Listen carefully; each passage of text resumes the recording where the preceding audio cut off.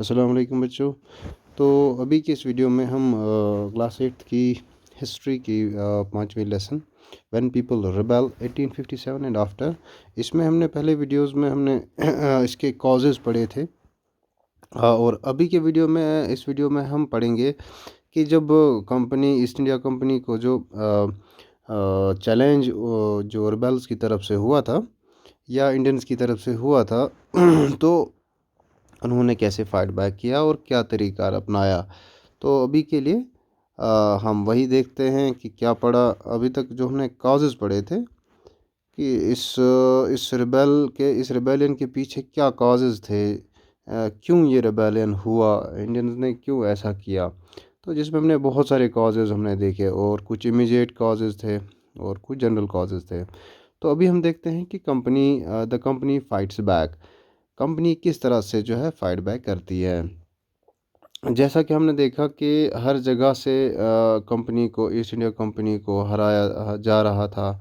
Indian soldier, ये जो सिपाहीज थे या जो लोग थे, वो हर जगह से इनको खदेड़ रहे थे बाहर। अब इससे बचने के लिए अंग्रेज़ों ने क्या किया कि उन्होंने इंग्लैंड से जो है कुछ रेनफोर्समेंट्स मंगवाई और कुछ नए कानून भी पास कराए, जिससे उन्हें क्या जैसे कुछ लॉज और इन्फोर्समेंट्स उन्होंने वहाँ से मंगवाए और कुछ लॉज पास कराए, जिससे इन्हें क्या मदद मिली कि इनको इजीली किसी को भी ये कन्विक्ट कर सकते थे और किसी को भी जेल में या फांसी दे सकते थे। पहले उन्होंने ये काम किया। तो फिर उन्होंने जो है क्या किया, जब उन्होंने पहले कानूनी काम किया और फिर उन्होंने जो है स्टॉर्म सेंटर्स जो रिवोल्ट किए थे वहाँ चले गए। स्टॉर्म सेंटर्स कौन से थे, जैसे दिल्ली था, मेरठ था वगैरह, ये सब इनमें चले गए। तो सबसे पहले उन्होंने दिल्ली की तरफ जो है दिल्ली की तरफ मूव किया। तो दिल्ली में उन्होंने क्या किया, दिल्ली में आपको पता है कि बहादुर शाह जफ़र लीड कर रहा था, जो कि मुग़ल एम्परर था, वो लीड कर रहा था इस रिवोल्ट को। तो उन्होंने जो है इसको पकड़ के इसे जेल में डाल दिया। इसे इसे इसको जो है सज़ा दे दी, लाइफ इम्प्रिजनमेंट की। तो इस तरह से जो है इसे और इसके दोनों दोनों को एक बहादुर शाह जफ़र, दूसरा उसकी बेगम वाइफ बेगम जीनत महल को जो है प्रिजन में डाल दिया गया, रंगून में, जिसे हम आज जो कि आज म्यांमार में है। तो 1858 में जो है इन्हें वहाँ डाल दिया गया और इन 1862 में जो है इसकी डेथ हो गई। तो अब क्या है कि दिल्ली रिकैप्चर हो चुकी थी, दिल्ली जो है फिर से इनके कब्ज़े में थी, ईस्ट इंडिया कंपनी के कब्ज़े में थी। लेकिन इसका मतलब ये नहीं है कि हर जगह से दिल्ली कैप्चर हो गई और हर जगह से रिवोल्ट जो है जो रिबेल्स थे वो आराम से बैठे, ऐसा नहीं था। ये रिवोल्ट जो है लगभग 2 साल तक चलता रहा हर जगह से, चूँकि ये इसमें पॉपुलर रिवोल्ट था, इसमें लोग शामिल थे। ये सिर्फ जो है राजा महाराजा तक महदूद नहीं था, इसलिए हर जगह से जो है लोग खड़े थे ब्रिटिशर्स के ख़िलाफ़।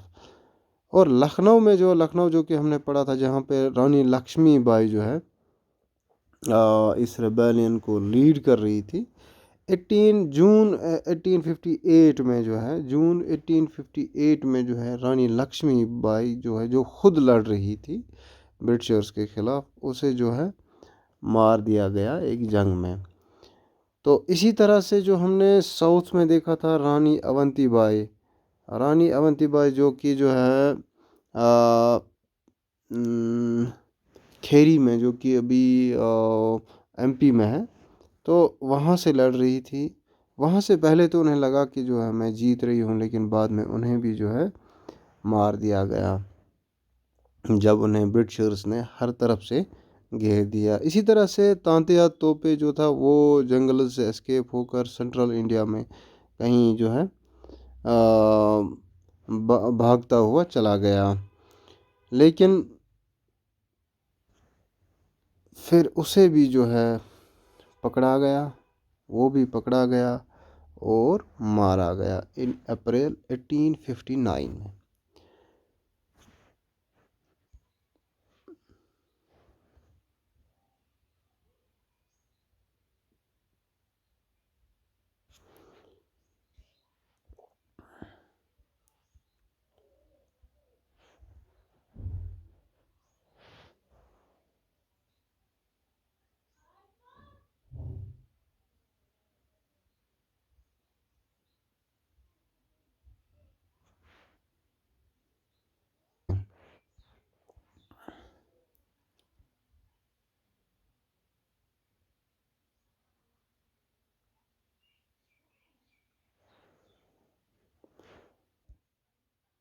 इंडिया में जो है गवर्नमेंट को किस तरह से पूरी तरह से रिस्पॉन्सिबल बनाया जाए, किस तरह से रिस्पॉन्सिबल बनाया जाए, इस इसके लिए उन्होंने क्या किया कि उन्होंने ब्रिटिश पार्लियामेंट में एक एक्ट पास किया, जिससे गवर्नमेंट ऑफ इंडिया एक्ट 1858 भी कहा जाता है।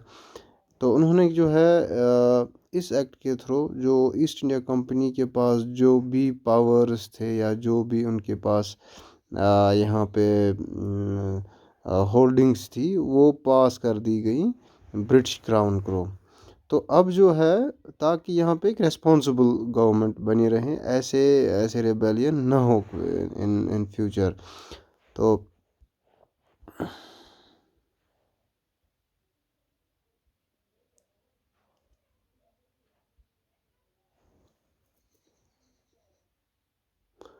एक ब्रिटिश कैबिनेट के एक मेंबर को जो है एक सेक्रेटरी ऑफ स्टेट भी बनाया गया, secretary of state for India भी बनाया गया, जो कि इंडियन अफेयर्स या ऑल इंडियन मैटर्स जो है वो रेस्पॉन्सिबल था उनके लिए। तो वो जो है काउंसिल ऑफ जो उसका क्या काम था, वो काउंसिल को एडवाइस देना था। सॉरी, उसे एक काउंसिल बना दिया गया, जिसका हेड यही था, secretary of state for India. एक काउंसिल बनाया गया जो कि इसे जो है टाइमली एडवाइस दे, ताकि वो जो है वो प्रॉपर एडवाइस ब्रिटिश गवर्नमेंट को दे दे। और अब तक जो गवर्नर जनरल ऑफ इंडिया था, उसे जो है टाइटल ऑफ वाइसरॉय भी दिया गया।